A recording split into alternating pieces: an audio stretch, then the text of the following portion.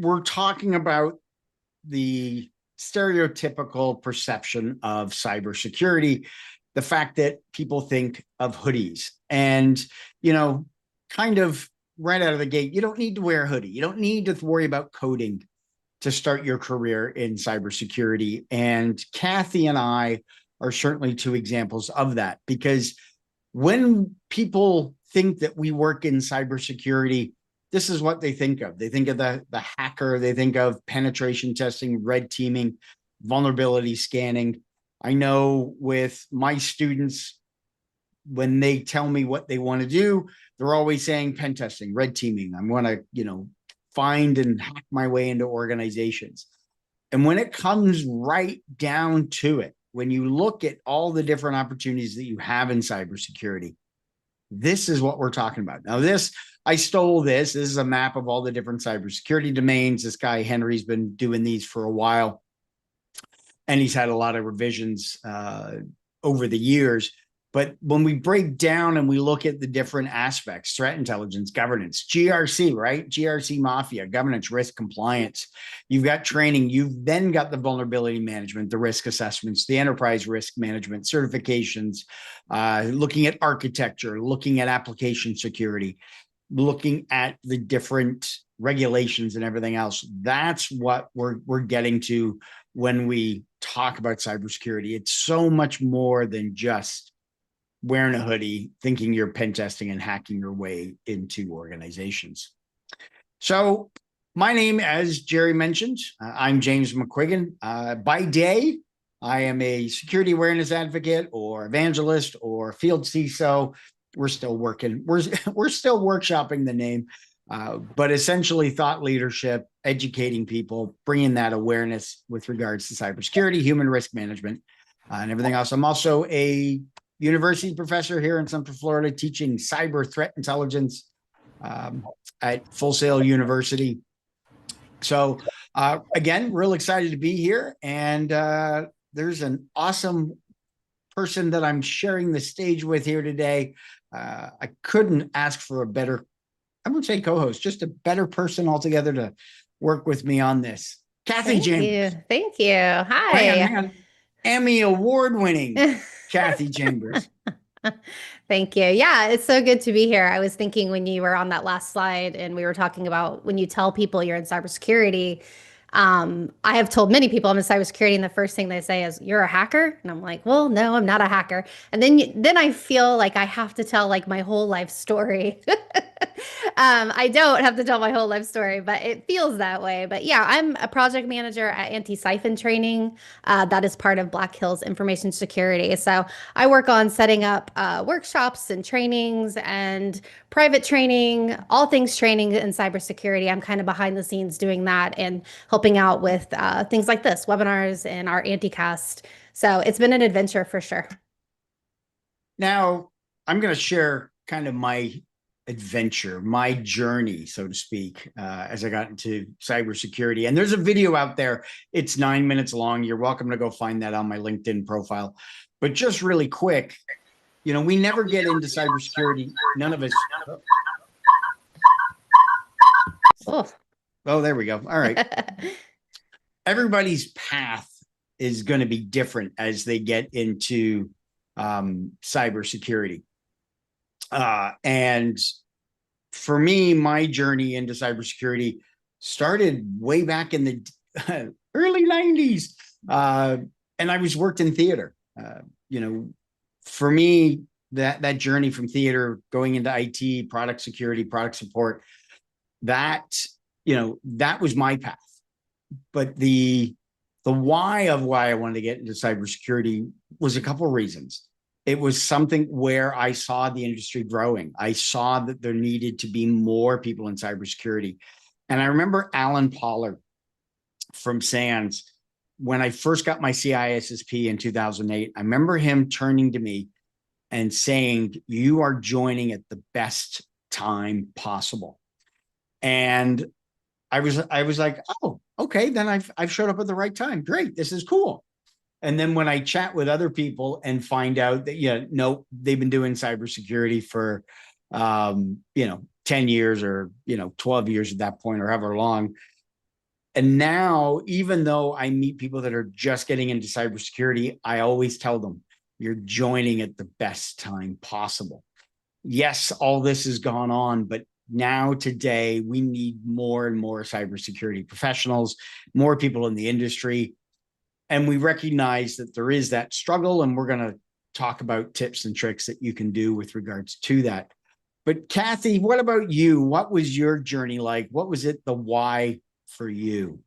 Yeah, so I started off as a broadcast journalist. So I was a producer for 10 plus years, mainly in news, features, sports, network news. You say it, I've done it. Also did field production for video. And it wasn't until I got hired at IT Pro TV that I was like properly introduced to cybersecurity through a mutual friend of ours, Daniel Lowry. He's like, we had to do a course together. I was the host, he was the expert. And as we're going through this course, it was CEH. And I don't, for those of you who've taken CEH, it's brutal. It's really long. There's so much information jam-packed. And Daniel's such a great trainer. So as he was saying this, I was like, really? That's cool. That's cool. And I found myself saying that's cool like multiple times. Where I fell in love with it was, and I kind of joked about this on a different show, was like the doom and gloom of it, right? Like I'm from a breaking news background. And so that attracted me to it, right? And then also just natural curiosity, which is one of the things we may talk about today. Just being a naturally curious person and wanting to learn and wanting to know more. If you are that kind of person, this is cybersecurity is for you, no matter what your background is, because it's constant. James will tell you, it's constantly learning. You're constantly like, there's no such thing as just learning the job and moving on. It's learning the job and then learning another one and then learning another one. And it's like nonstop. And so, if you're like me and you just like to learn new things, I mean, this is it. It's really cool. And I know the last slide that James showed all the different paths. It's super overwhelming. So we'll talk about that today. Like just looking at that is like, wow. Like on Simply Cyber this morning, somebody asked like, how do you choose? And I think it'll find you. I really do. Like I really think once you dive in and you start studying little things, you'll find what you're attracted to and what interests you the most.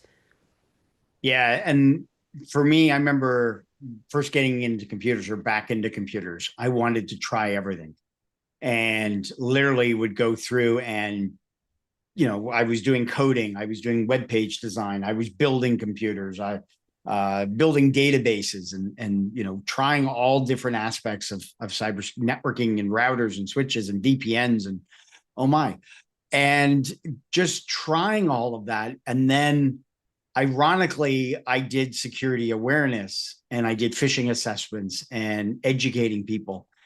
And then I ended up changing jobs and I got back into product security incident response. And it was only then when I realized my passion, my real joy, the, doing work and it wasn't a job, was the security awareness, was the educating. And so, it kind of takes one of those things where, you don't realize you miss something until, it's gone or you've moved on or something. But now I'm fortunate enough to be in a role with Noble for doing what I'm doing, continuing that education plus teaching. So Yeah, I, yeah, that's fine. I love teaching. I love the communication side. yep. I joked on your show, which comes out Friday, that hacking isn't fun. And I don't want everybody in the chat right now to get offended because I know there's some hackers in the chat. I just meant for me because it takes so long, right? Like you watch the movies and it's really fast. Like it's super fast. They're Yep. like hacking and like all this stuff's happening and all, like cue the music, right? And like all this stuff's crazy. But it's like in real life land, it's not that fast. It's Or like like that. Yeah. Yeah. or Well, like that. we all know that Hollywood, they take their Yeah. little, Yes. they take Yes. their dramatic license. So Yeah. great. Cool. So yeah, I brought back up the map so folks can see that. A couple folks said they really liked it. I got the link there. We'll have the links and everything available. If you want a copy of the deck, I think we'll have it available somewhere. If not, I know folks can reach out to me. But what I wanted to kind of get through. So here's our awesome, wonderful, lovely headshot pictures. But I wanted to kind of us talk through some of the myths, because as we have people that are wanting to get into the industry, I want to dispel some of these myths right now, get them out of the way. So the first one cybersecurity is only for hackers. And you touched upon that already, Kathy. The fact that this goes beyond the technical aspects of it. We're talking about education, we're talking about management, we're talking about compliance, policy. There, that regulation, that GRC aspect, the security awareness aspect, architecture. There's so much more to it. This isn't all of us in hoodies. Granted, you go to some conferences and they're handing You would out think hoodies. otherwise, right? Like Yeah. Wildest Hacking Fest is the perfect example. You like walk in the room and everybody Exactly. looks the same. Everybody's wearing their, Rika or the hacker flipped hoodies. I even when I was at DEF CON on Saturday, when I did my presentation at the New Village, I wore my Know Before hoodie for two reasons. One, to keep warm because it was cold in the room. Granted, it's Vegas, but that AC was cranked really low. But then also just to kind of fit in with the community and of what DEF CON really is. But yeah, so it's not always about the hoodies. Having a hoodie's nice because it keeps you warm, But yeah, that and when you're in the server rooms at early hours of the morning and you're trying to keep warm. So that's one myth. It's not only just for hackers. You have to be technical to get started. You don't have to worry about coding because ChatGPT can do it for you. That's new. That is very, very new. Yeah. I mean, I've played around with it as well, but it's great to, when you've got to do the coding, but like all large language models, you got to trust and verify. Again, we go back to there's much more to it than just hoodies. It's technical. You don't have to worry about being technical in that role overall. You don't need a major in IT or computer science just to belong. My degree is in IT, information systems. I got it from the University of Phoenix way back in 2004.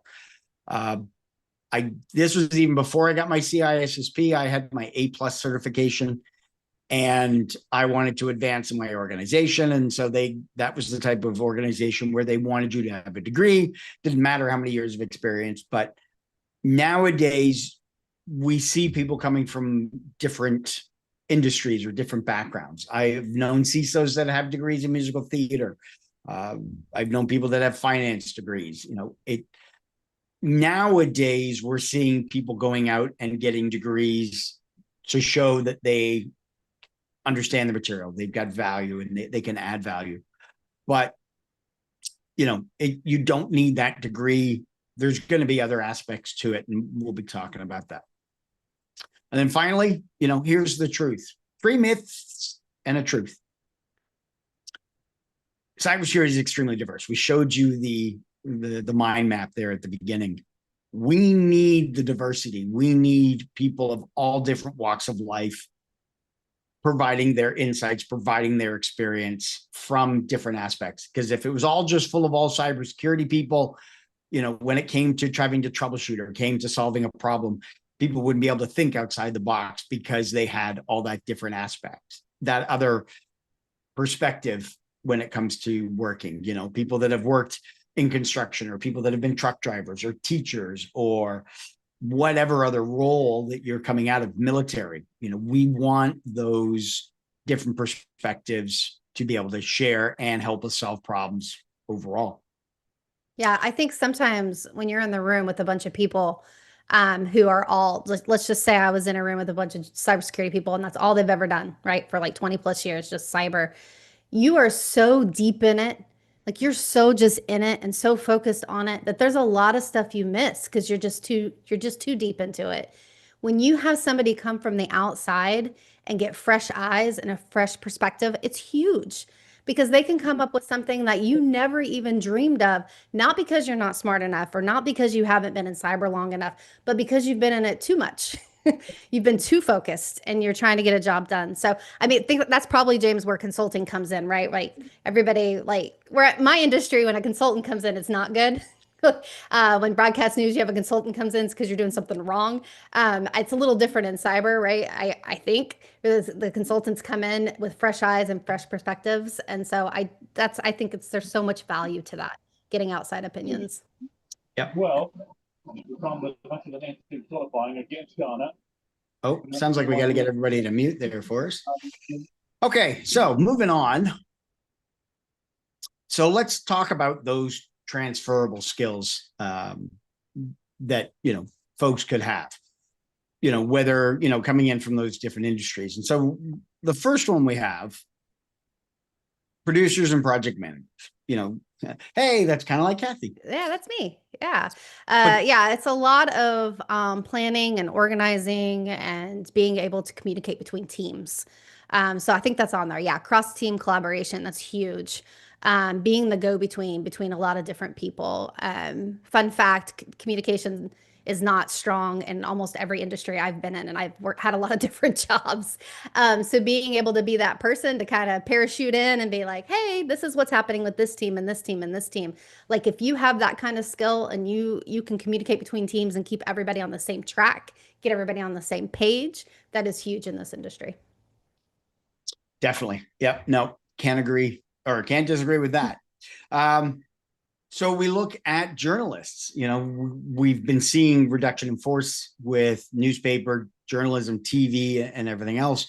And it's interesting because the mindset that the journalist is going to have, they've had to do research, they've had to do analysis, they've had to do writing. Maybe they've done some open source intelligence work, going through and researching on people and finding information. Certainly policy that comes with it. And for a journalist coming into cybersecurity, there's a lot of doors that can be opened with regards to it, especially from the OSINT with regards to investigations, with regards to technical writing. One of the things that I tell my students when it comes to working in cyber threat intelligence, I hope you like to write reports. And the same thing applies also for red teaming. If you're going to be a pen tester, purple team, blue team, well, maybe more red team, where you're going through and doing the hacking and discovering the vulnerabilities and exploiting them, and then telling the organization that hired you, you have to be able to write a report, and then you have to be able to communicate that. And ironically, I've learned through colleagues and friends that do this for a living, there's a lot of report writing. There's a lot of strong communication skills.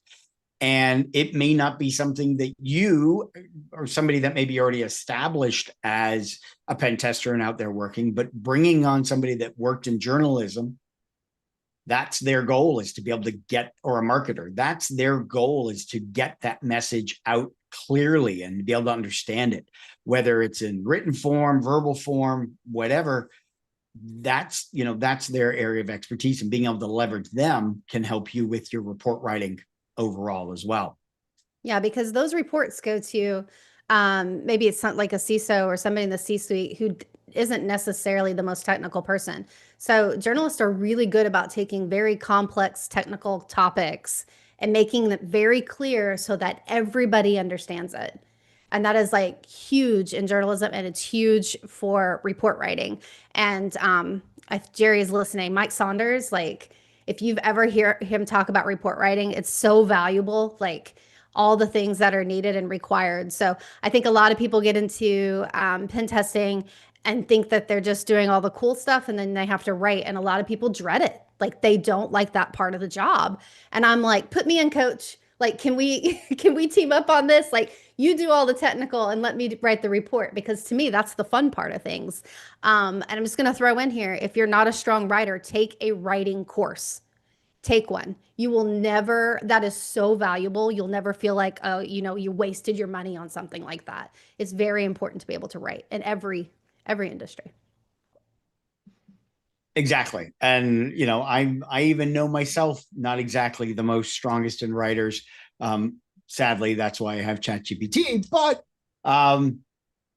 essentially, yeah, doing that writing, and it's what I kick back to, like I said, to my students with regards to writing reports. You better get happy doing it. So let's see if I can do it over. Oh no, I can't.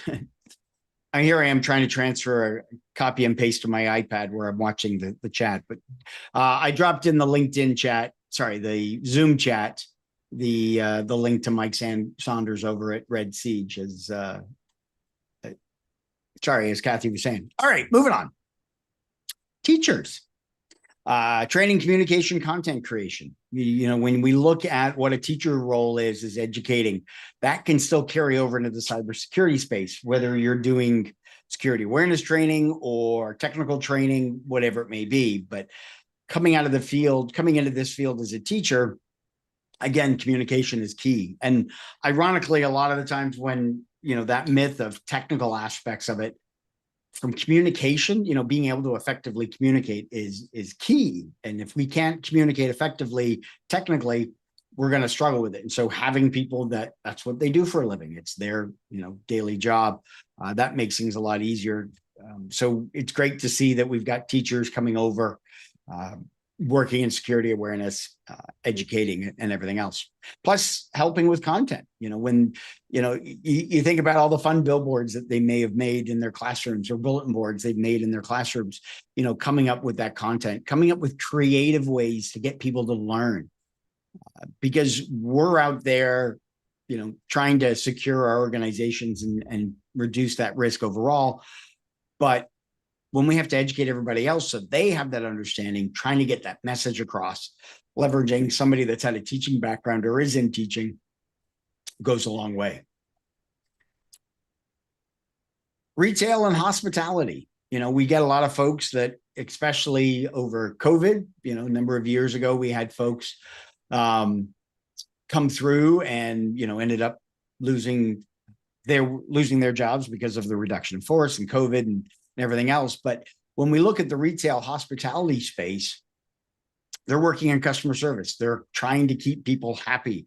They're working to make sure that the satisfaction's high. And one of the biggest issues we find in cybersecurity already is the issue of the Department of No, which is one of our big stigmas that we have to deal with. And, you know, having that customer service, being able to deal with them, even working on a help desk. You know, you could have folks that worked in hospitality or retail do really well. Granted, nowadays we're seeing a lot of level 1 tech support or help support coming in from large language models, AI, chatbots, that kind of thing. The level 2 situations, when you've got irate customers or irate users, having that customer service goes a long way. Again, communication is key. And they're used to working in, you know, very fast-paced environments where things have got to be done very quickly or respond quickly. You know, again, so we go back to the crisis response issue as well. When you've got an incident response and somebody that's worked in hospitality, when, oh my gosh, something's happened, something's gone wrong, and they've got to be able to respond to it. They're used to that fast-paced environment as well. Yeah, when I started off in broadcast news, I didn't make a lot of money. It was like $12 an hour. And so I had to get a second job. So I worked 2 jobs. And my second job was always retail. And so I would leave one job and go to the next job. But retail taught me so much about dealing with unhappy people. Like, and that carried over to my jobs. And so no matter what you're working in, like, you're not just making your customers happy, but you're also making your team happy. And you also have to make your boss happy. And in return, you have to make the C-suite happy and then the owners of the company happy. I mean, that's all you do all day is work on making other people happy. And so if you needed, you know, skills in that or to skill up in that, I recommend retail. Like, even if you just work there a few hours a week, just to deal with different people and learn how to do that, that's a low risk way of learning to deal with people. So it's helped me a lot having that kind of background. The one thing I learned years ago about working on a help desk, people don't call up to tell you how wonderful your product is. No. No, I have you and Jerry Ozier for that. Like, if I ever feel beat up, I better call Jerry and James to remind me that I'm okay. There you go. So some of the transferable skill sets. So let's look at what are some of the jobs that are out there that we could expect to, you know, you could correlate into that, because if none of these apply to you right now, that's okay. But what you want to do is look at the skill sets that you have, soft skills, technical skills. What is it that you're doing in your job that could be transferable into cyber? And so here's a little breakdown of, you know, figuring out what your path is. And sometimes it's going to be, I'm going to try it all. You know, it's like this, throw it at the wall, throw the spaghetti at the wall, and let's see what sticks. Because essentially, sometimes that's what it takes. For me, I was trying all kinds of things in IT and then eventually getting into cyber. So, GRC, governance, risk, and compliance, lots of fun writing there. Communication skills are critical, but you're focusing on the policies of the organization, making sure that that's being followed through, having the documentation. This is a great role for somebody that likes policy, likes procedure. It's like, got to get all the ducks in a row, collecting information, analyzing it. That's why Jerry is so awesome at what he does with GRC. It's very detail oriented, following compliance. Me, I'm horrible at compliance because I'm like, I will let them get away with it this time. Yeah, no, I realized a long time ago I would not be good. I went on to an audit and was feeling bad for the people because they were failing miserably. And it's like, can we just cut them a break? They're doing, exactly. Oh, is what it was. I felt so bad because it was like, nope, not doing this, not doing this. You're missing this. Where's this document? Oh, well, nope. I was like, dang. So I realized I couldn't be in auditing. In cyber journalism, well, the risk and compliance falls under GRC. Working in a SOC, working in a security operations center, and again, the working in a SOC is a great entry level because you're now taking some of that technical experience, but you're applying it overall in being able to troubleshoot, be a problem solver. This one's great where people love to think outside the box, be given a situation and work towards finding a solution for it. I haven't had the pleasure of working on a SOC. I do have lots of friends that do and train students, educate students that eventually go do work on a SOC. So this is kind of like that next step. If you're not doing help desk, going into working in a security operations center. Again, this is that area where the technical mindset comes in. If people have that technical background, they've done their, the variety of different CompTIA certifications or ISC2 CC certification. But you're working and dealing with threats overall. Awareness, that's the security awareness, big communications overall. Oh, we got a question dropped in chat. Oh, look, shiny object. Sorry. But they work at a NOC, a network operations center within telecommunications. How do you see the trend for entry-level security operations center analyst positions going in the near future? I like that question. For me, where do I see it going? Right now, of course, the big concern everyone is freaking out. Oh my gosh, AI is going to take my job. And AI is taking tasks. It can replace the need of repetitive and automated tasks. You always still will need a human being in the loop. The human in the loop. I think it's I heard that term more than I thought I would at Hacker Summer Camp last week. Anytime we talked about AI, there was the concept of human in the loop. And I think with entry-level SOCs, I think we're going to see a lot more generative AI tools coming in to help, password resets. It's all you heard at RSA, exactly. At RSA. But with the SOC, we're going to see a lot more of those tasks being automated so that you have people that are now able to look for those needles in the needle stack, being able to really weed out, get to the important items that they need to be reviewed, and you're not going down rabbit holes. For me, in my early career, I worked in a group at Siemens where we did engine analysis. We sold gas turbines to customers for millions and millions and millions of dollars. And I was a part of a group that we did the monitoring of those gas turbines, huge, giant gas turbines generating, hundreds of megawatts. And essentially, we were the OnStar, if you think about it that way, for that gas turbine. So if a customer had a problem, they could call us up and we could analyze the data because we collected all the data. And we did predictive analysis, early form AI. And so we were doing predictive analysis on it. And essentially, if it went outside of a expected norm, we'd get alert and the engineer would go through it. Still needed the pilot, still needed the human, but we were using tools and technology to make the work easier. And I think from a telecommunications perspective, yes, there are going to be a lot of tasks automated, but it gives an opportunity. Okay, now we need to elevate. We're elevating our tools. We need to elevate our knowledge. So hopefully we're starting to get more training available within these organizations. If not, there's plenty that's out there that where you can go through and level up through, oh, I don't know, Kathy, anti-siphon. We also have the Simply Cyber Academy. I know that Jerry's bringing on a lot here as well. So yeah, and Kathy said at the beginning, we've got to be constantly evolving. We've got to constantly be stepping up our game. We can't just rely on what we know today to help us next week. We've got to keep current. Only if there was a daily show that was available that people watch, learn about the current events and report on it. Oh, wait, that's right. The daily cyber threat brief. Exactly. Winning. So you need to figure out what your path is. And for me, one of the things I tell people, and maybe it was because of my curiosity, was the fact that I wanted to try it all.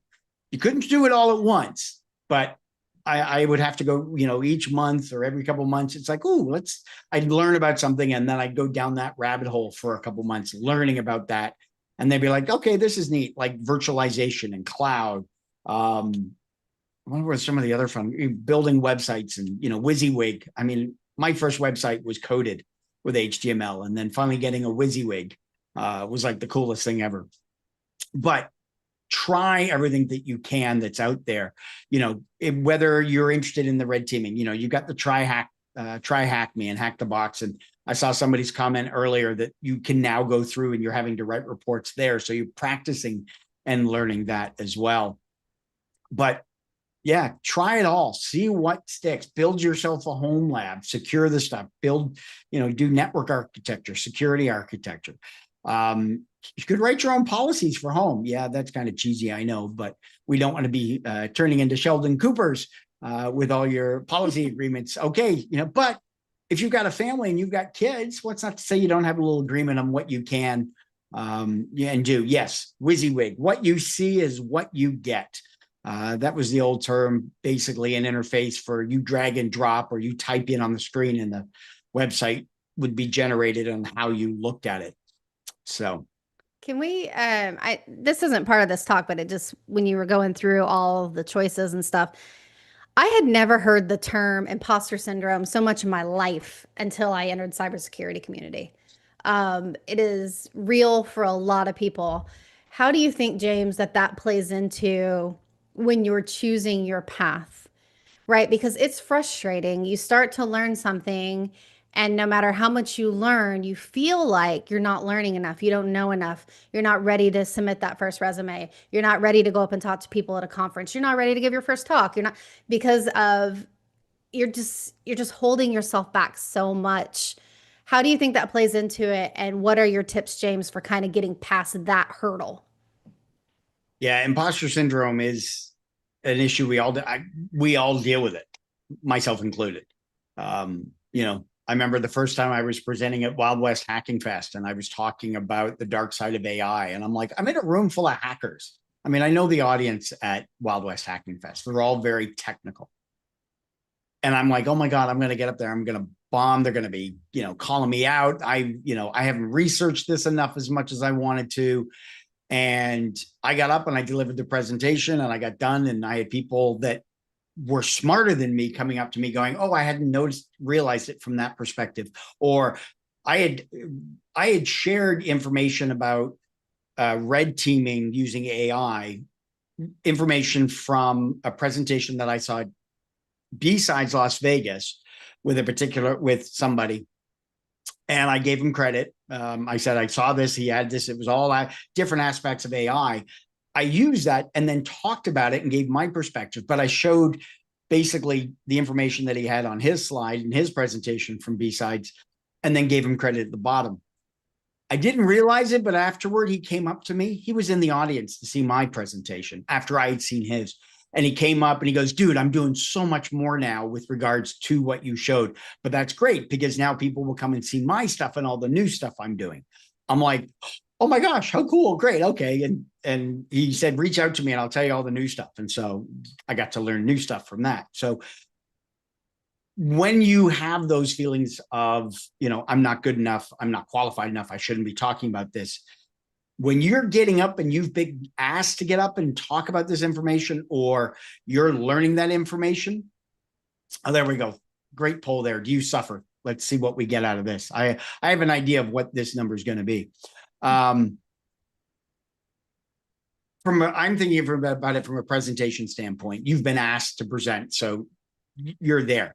But in your path of learning and building your career, as a kid, I always remember there's always somebody better than me. There's always somebody smarter than me. I can only learn as fast as I can, learn what I know, but have conversations with other people with regards to it. Go find the smartest person that you can talk to in that particular topic and kind of have that conversation.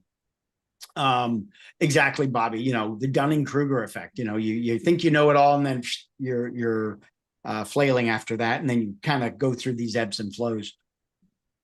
For me, a lot of it, you know, how do I get over that is, you know, we can only know so much. We can't always be the expert. And I think as humans, we want to know everything. We want to be able to sound confident. We want to sound like an expert. And depending on how we're all learning and what we're absorbing and remembering and we can deliver, that's going to vary. You know, if you're going to be, you know, when it comes time to exam time, yes, there's that certain level that you've got to understand. But after that, it's a matter of keep learning and keep going through it. It's going to depend on what job you have, you know, trying to learn as much as you can. But at the same time, don't kill yourself over it unless there's a reason for it. So for me, you know, yeah, you deal with it, but also at the same time, you're here, you're learning. There's so much information out there. I mean, I'm talking with people every day about generative artificial intelligence, Gen AI, deepfakes. And I know I can go into a room and I can talk about deepfakes, no problem. But I also know about 6 other people that could blow me out of the water, but they're not in that room. I'm the one in the room at the time. I'm the one. Now, if I go into the room and they're in there, I'm going to sit and listen to them. Or if I have to present on it, then I might even defer to them. But I've also probably pulled in their research in that presentation or in that learning overall. You know, it's okay to be able to reference other people. So I was reading this article that was written by Perry Carpenter about deepfakes. You know, the reason ChatGPT has those M dashes is because that's proper writing structure, not because it's style, you know? Yeah. Yeah. All right. Yeah. Sorry to get us off track a little bit. Okay. So it says 77%. Yeah. I was going to say 75. Yeah. That's here in Zoom. I think it was even higher in 92. YouTube. 92 on the YouTube. Yeah. It's a lot. My number in my head was 75. I would have written it down, but I've been yapping since. And I know we got to move on, but my tip would be don't underestimate the knowledge you gain just by listening. Right. And, you know, not to keep plugging Jerry's show, but just listening to the news, you'll pick up the terms, you'll pick up the jargon. And like James said, you'll be able to start conversations. Hey, this is what I heard this morning. What do you think about that? And always ask people smarter than you. Like you're not going to learn by talking to people on the same level. That's not how this works. Right. And so, yeah, I always joke that I could like BS any conversation just because I read so much, right? And I listen so much. Does it mean I can do it all? No, but it does mean that I can hold a conversation. And like James said, I can get in the room. And that's the goal. Get in the room, get in front of people, network, shake hands, like hold those conversations. Yeah. That's a whole other talk. That's a whole, TED Talk. We'll see you there. So, you know, some resume tips. You know, if you're looking to break in now, we could do a whole other session workshop just on resume tips. And this is just high level, some basic ones to get you going if this is the first time you've seen this. You know, and we know that AI plays a major role in this as well. Generative AI plays a large role with regards to the large language models and being able to get it to write your resume. We know that there are people have suffered through a RIF, a reduction in force, and they're applying for 10 jobs a day and they're sending out their resume. But one of the things that you need to do almost, and I am knocking wood. I'm gonna knock on wood real hard there. Knocking on wood, dancing on wood. The role that I have at Know Before is fantastic. It's amazing. I hope I don't get in a position where I have to go job hunting every day. But I know for me, if that were to happen, the game plan would be all right, what I would be focusing on, you can go through and focus on just apply for every single job out there, throw it on the wall, see what sticks. Or you make it like a project, you make it like a job, a task that you would have in your organization where it's like, okay, which job is it that you're applying for, and focus solely on that. Do your OSINT work on that organization. Understand what their mission, their vision is. Understand what they're producing, what their service is to the organization, to the industry, society, whatever it may be.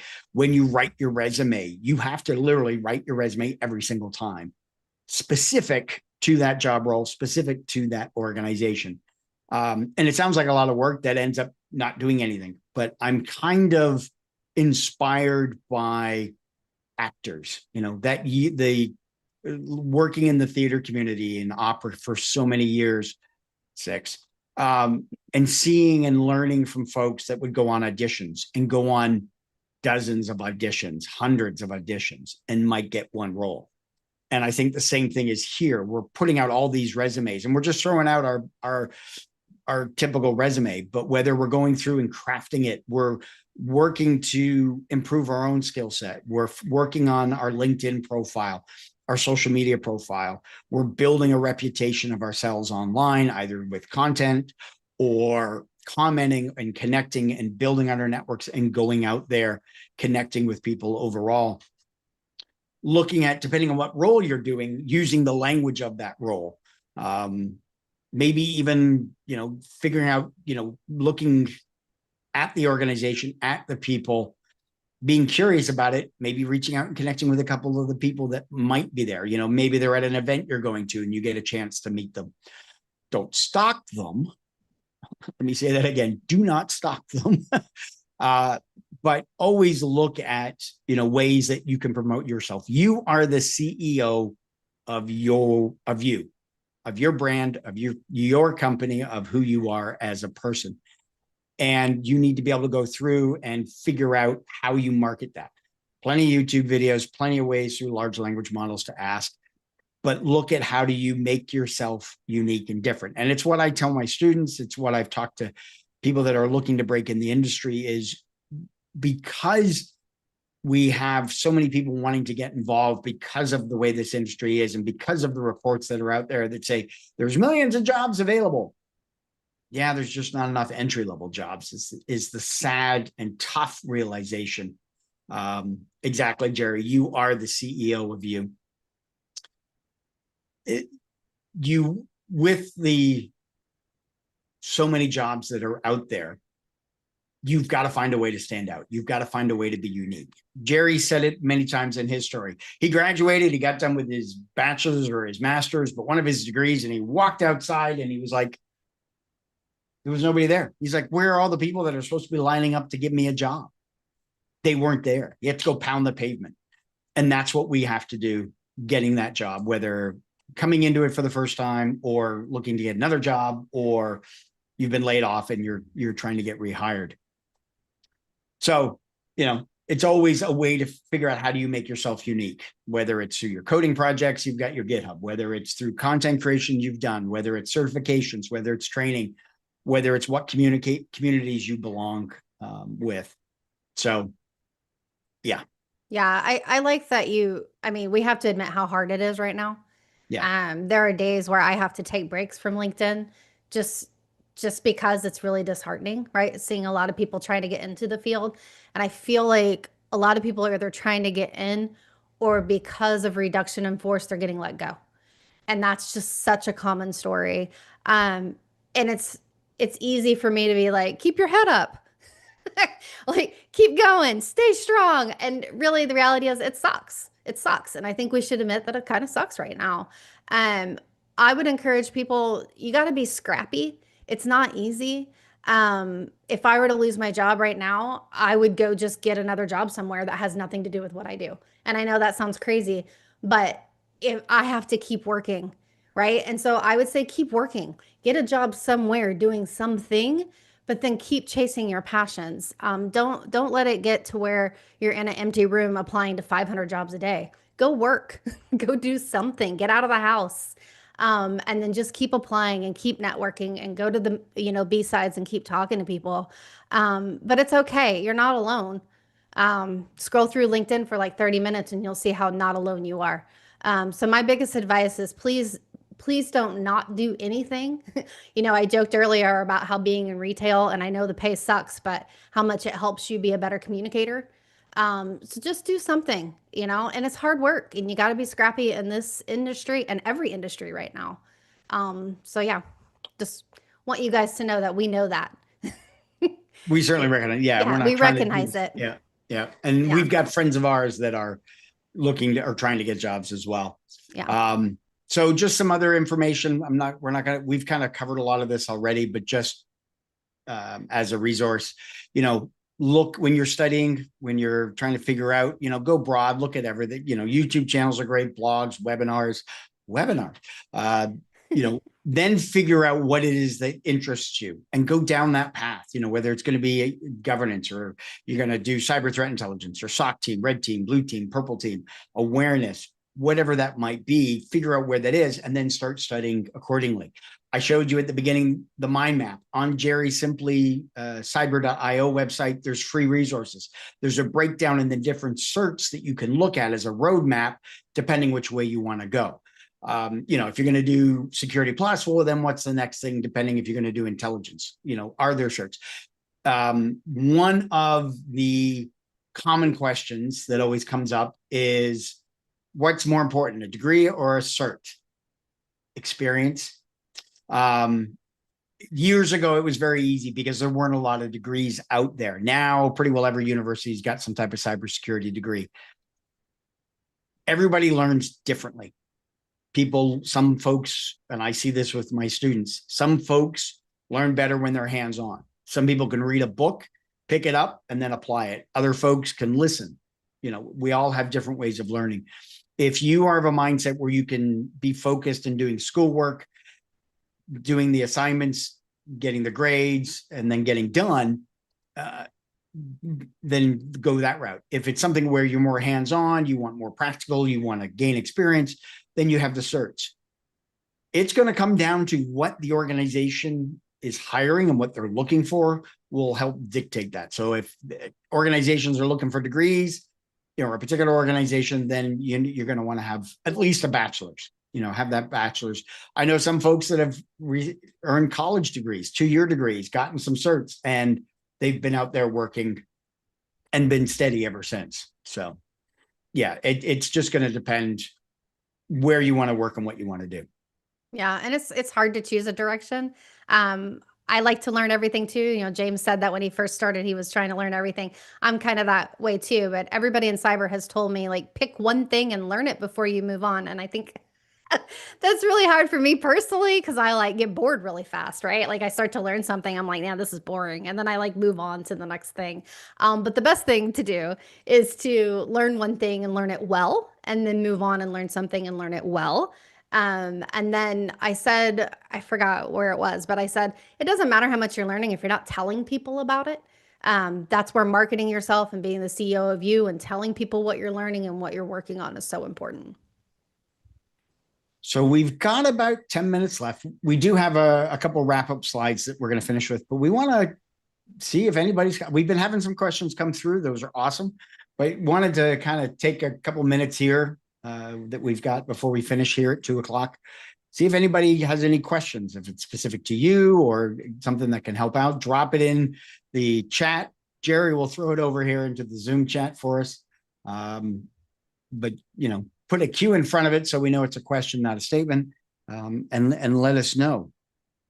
One of the, for me, I got my certification in 2008. I had my Bachelor of Science in IT that I got in 2004. I was doing IT work, product security, so forth. Then somebody came to me and said, hey, have you thought about cybersecurity? And so then for me, it was like, all right, I went and studied and got my cert. And then it was about 2 years later, I had a job, I was doing what I was doing. And it was about 2 years later before I got a cybersecurity job. Ironically, it started in compliance. And then it streamed into or evolved into doing security awareness. So for me, it was the degree. I was working, then I got the degree, then I got the cert. So for other folks, that could be kind of backwards, but it's all going to depend.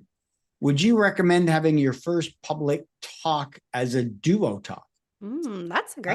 That's a great interesting. question. It depends. It depends. If you're comfortable on stage, sharing the stage with somebody, and you can collaborate and work together and deliver, by all means. If you are concerned and worried about doing a presentation by yourself, I completely respect that. But that's just going to depend on what you're comfortable with. Doing a duo talk is fine. You just got to be a little more coordinated, and you got to plan things out. Kind of like you and me, Kathy. We planned this out. I'm laughing because it was like literally a phone call. Like, hey, you want to do this? Yeah, cool. Let's do it. Let's do this. Yeah. It is different. I will say it's easier when you know the person. It's really hard to do. I do a lot of presentations at school with students that I don't know very well. It's really hard. Can be kind of awkward when you don't know, but when you're friends with the person or you've been working with them or talking to them for a while, it makes it a lot easier. So yeah. Kathy Chambers and James Quiggin, 2 peas in a pod. Outside of LinkedIn, Discord, etc., what's the best way to network in the industry? Ryan, you just asked my favorite question, man. Get out into your community physically. Get out there. Google, ISSA, DEF CON groups, ISE2, security meetup, and your area, your region, your state, your city, wherever you are. For me here in Central Florida and ISE2, Central Florida and ISSA, Central Florida and DEF CON groups. Go find those local groups in your area. Start going to those meetings. Go meet people. I tell my students all the time, and I'm going to do this one really, really quick. I had a student in my class a number of years ago. I told them there was a big event, whole day cybersecurity event happening in Central Florida. Bunch of people coming together, presentations. It was free. I told all my students, you got to come to this because they all live locally. You got to come to this. This is an event you want to come to network. Out of 50 students, one young lady, her name was Hannah, showed up. I met her. She came over and introduced herself to me because I was always remote online. Hi, professor. I'm Hannah, a part of your class. Great to meet you. What are you looking to do? I'm looking to get an internship.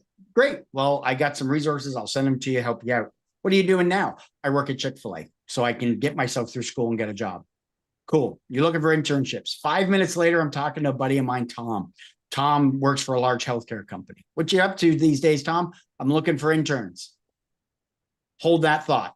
I went and found Hannah. Come with me. Tom meet Hannah. Hannah meet Tom. Hannah's looking for an internship. Tom's looking for interns. I'm out of here. Leave you two to it. I made the introduction. I saw Tom a couple months ago. That happened 3 years ago. She's now full-time and working her way up the ladder within that healthcare company. I just made the introduction. You never know who you're going to meet one day that's going to help you get a job down the road. Get out, network, B-sides, and all the different events. Yeah, all it takes is one person. It literally takes one introduction, one conversation, one person. It's kind of like in sales where you have to make so many phone calls or so many cold calls before you make that one sale. It's the same way. You have to meet hundreds of people sometimes before you have that one right conversation. But all it takes is one. How do you get into awareness, like teaching, the pathway? I know, so for awareness, and I've had conversations with a bunch of people regarding it, it's a struggle to get in because usually you don't have large security awareness departments. It's usually a department of 1, maybe 2, maybe 3, depending on the size of the organization. It could be a role that's shared with other responsibilities that you have in a particular organization. But if you've got teaching experience, that goes a long way. If not, and you're looking just to do security awareness, have a look within your own organization. See if they're doing security awareness. Go talk to them. If you're not doing it, go talk to the IT or your InfoSec, if there's a CISO, take them for coffee. See if there's a way you can kind of have that conversation and say, look, we need to be doing security awareness. What are we doing? Go that route. Good resources to become better at being a CEO of you of networking. And Abby, good man Abby, dropped in a quote regarding CEOU. So there's a resource there. I know from I don't have any resources. For me, a lot of that has been like self-reflection, marketing. You know, if you've done marketing classes in college, pulling from that. Honestly, ask ChatGPT. Provide your LinkedIn profile. If you've got a website or any other information you can share with it and go, how do I better market myself? It sounds crazy, don't get me wrong, but a great way to be able to leverage that. James, Jerry said you guys did a talk on it a couple of years ago. I do. I was there. Oh I was yeah, there for that yeah. talk. We did a Yeah, like whole how to talk. market yourself. That's Yeah, on YouTube, guys. yeah. Was that last year or the year before? 2 years ago. 2 years ago. Yeah, Yeah, you can find that on YouTube. that was my first year at Wild West Hackin' Fest, and I did 2 talks. I couldn't believe it. Let's see. Kathy said, no. Are there new ways people can give back to the community while on their own journey, or what are good ways they can give back and build the community stronger? Mentor somebody. Mentoring is huge. If you can get in with a meetup group, one of them, and they have a mentoring program, and you can find somebody, maybe it's something by going to these events, you know. So if you're already going to community events, chapter events, whatever, see if they've got a mentor program. If not, sit next to a student or sit next to somebody that you think is there on their own or has no clue. You know, look to mentoring. That's one of the biggest ways. Volunteering at those chapter events, volunteering in those organizations, that's a great way. I did it for 8 years with the ISC2 chapter here in Central Florida. I got out on good behavior. I mean, I had a great time doing that, but I wanted to move on to other things. They did say James new in their journey. So mentoring may be hard if you're new. Oh, I would sorry. say if you're new, everything you're learning, pass that on to the community, whether it be through a blog, a post on Volunteer. Yeah. LinkedIn, a short video, everything you learn, pass it on. I see Jesse Johnson's in the YouTube chat. He's a perfect example of somebody who Nonprofit studied for church schools. Security Plus, passed the Security Plus, and then decided like, hey, maybe I could help other people pass Security Plus. And then he does that every single week, and it's turned into a little community for him. So just giving back your knowledge, just Yeah. learning something and passing it on, it's really that. I'm going to use the word easy. I know it's time consuming, but it is that easy. Like you learn something and you pass it on. Yeah. If you check out Simply Secured, the episode we had 2 weeks ago with B Dubs, she talked about volunteering at her local B-sides. She showed up the first year, 6 o'clock in the morning, and volunteered the whole day, doing all kinds of things. Now she's handling registration 2 years later. But volunteering is a great way as somebody new looking to break in, looking to network. Go volunteer at one of the events. People are always happy to be able to get help from you. Yeah, I was joking on I think it was Daniel's show the other day. I was like, I don't like volunteering because I like to talk to people too much. Right? Like when you volunteer, they give you a role and then you have Yeah. to do that role. And like I feel like I'm in a box and I'm like, I don't like this. I want to be out on the floor. You could be the greeter, Kathy. You should be the Yeah, greeter. I'd be the greeter. And I'll have Walmart greeter as my backup career plan. My retirement plan. I would be remiss because we've got like 90 seconds left. 90 seconds. 90 seconds. How do I switch jobs? There's a whole playlist, as our host, good friend, Jerry Ogier, one of the Jerry isms that's out there. Hey, I have a video for that. He's got 22. So depending on, you look at switching jobs and roles, 22 episode or 22 videos to go and watch, anything from like 10 minutes to an hour and a half. But definitely go check those out that are available out there. And finally, you don't need to wear that hoodie. You don't need to be coding in your sleep. Your voice, your experience, your curiosity, that's what's important. That's what's going to help us build a more safe and secure world overall. Personally, I want to thank you all for your time and your attention. Hopefully you're able to get away some good nuggets from this. Certainly in the chat, there was a lot of stuff. Follow me on LinkedIn. I know it got dropped in earlier. Kathy, parting words? Yeah, follow me on LinkedIn. And I feel like we gave a lot today and a lot of information. And I know it's overwhelming. I would just say, show up. Yeah. Show up. Just Yeah. be here. Join the community. Join us every morning on Daily Cyber Threat Brief. Join us at B-Sides. Join us at conferences.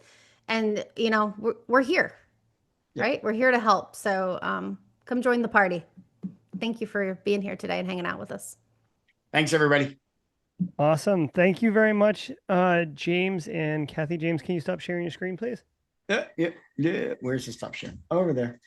This Done. will be available on replay here on YouTube, as well as, well, it's on Zoom technically, but because we went live on YouTube, I'll clean this up with description and thumbnail and all those things. Again, Kathy and James, the links to their LinkedIn accounts will be put in the description of the YouTube video, but they are on the Simply Cyber Discord server as James McQuiggan and as at Kathy Chambers. So they're quite easy to get a hold of. They deliberately do that because they want to be accessible. They want to help see people succeed who take the initiative, much like Katie at that conference who showed up and ended up getting that internship.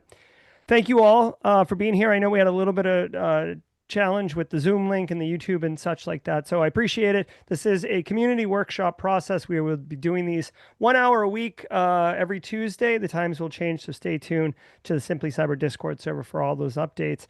On behalf of James and Kathy, thank you very much. Thank you, chat, and we will see you guys for the next one. Take care.